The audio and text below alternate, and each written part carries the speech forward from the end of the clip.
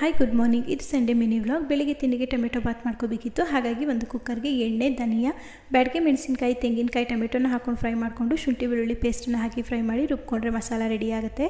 ನಂತರ ಕುಕ್ಕರ್ಗೆ ಎಣ್ಣೆ, ಪಲಾವ್ ಮಸಾಲಗಳು, ಈರುಳ್ಳಿನ ಹಾಕಿ ಫ್ರೈ ಮಾಡಿ ನೆನೆಸಿಟ್ಟಿದ್ದಂತಹ ಚೆನ್ನ ಕಾಳನ್ನು ಹಾಕ್ಕೊಂಡು ರುಬ್ಬಿಟ್ಟಿದ್ದಂತಹ ಮಸಾಲ ಪೇಸ್ಟನ್ನು ಸೇರಿಸಿ ಸ್ವಲ್ಪ ನೀರನ್ನು ಸೇರಿಸಿ ಕುದಿಯೋದಕ್ಕಿಟ್ಟು ಉಪ್ಪು ಹಾಗೆ ಅಕ್ಕಿನ ಹಾಕಿ 2 ವಿಷಲ್ ಕೂಗಿಸ್ಕೊಂಡ್ರೆ ಟೇಸ್ಟಿಯಾಗಿರುವಂತಹ ಟೊಮೆಟೊ ಪಲಾವ್ ರೆಡಿ ಆಗುತ್ತೆ. ತಿಂಡಿನೆಲ್ಲ ಮಾಡಿಕೊಂಡು ಮನೆ ಕೆಲಸಗಳನ್ನ ಮುಗಿಸ್ಕೊಂಡು ಪ್ರೋಟೀನ್ ಲಡ್ಡುನ ಮಾಡೋಣ ಅಂಥೇಳಿ ರೆಡಿ ಮಾಡ್ಕೊಳ್ತಾ ಇದ್ದೀನಿ.